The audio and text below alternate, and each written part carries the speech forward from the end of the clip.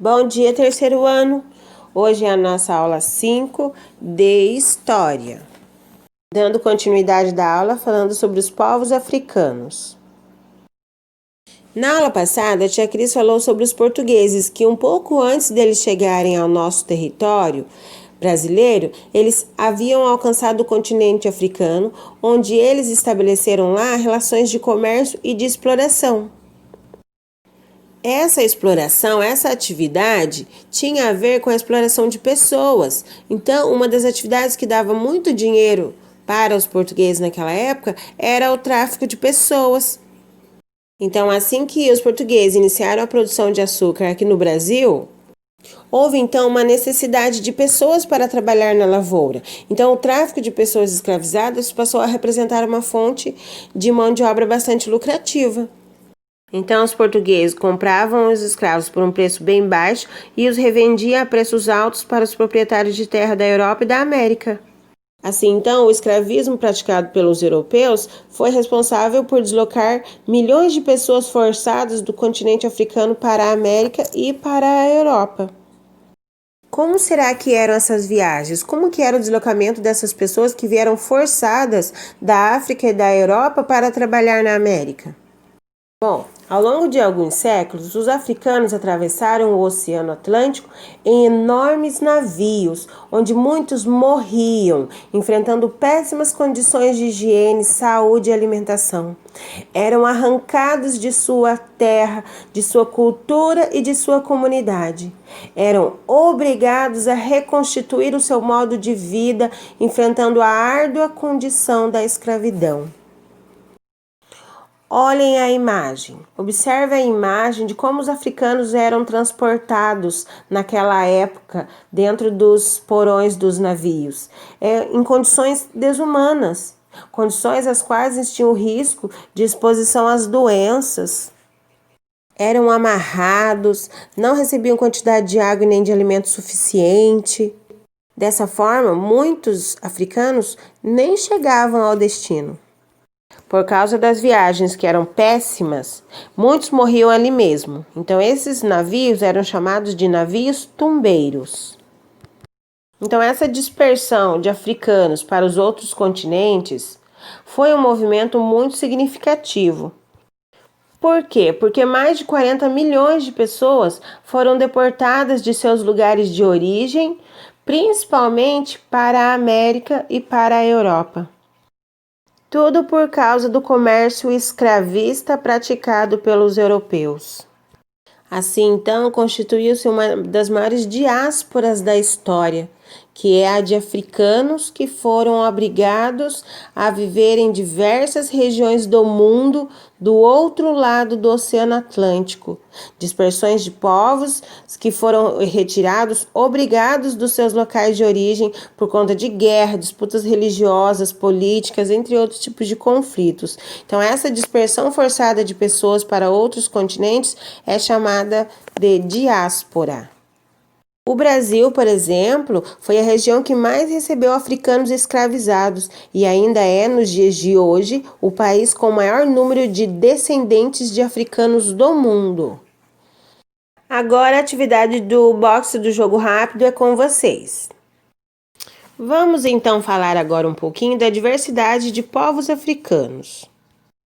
Então, como sabemos, a África é um imenso continente com uma grande diversidade de povos. Antes da chegada dos europeus, cada povo vivia do seu jeito, com diferentes línguas e modos de vida. Alguns povos estavam organizados em pequenos povoados. Existiam também grandes reinos e impérios. As sociedades mais populosas se formaram em torno de cidades. Algumas eram bastante exuberantes e contavam com um sistema administrativo para controlar o comércio e outras atividades. E também existiam grupos de pessoas que se constituíam, que se formaram em pequenas comunidades. E as decisões eram sempre tomadas pelos chefes da aldeia.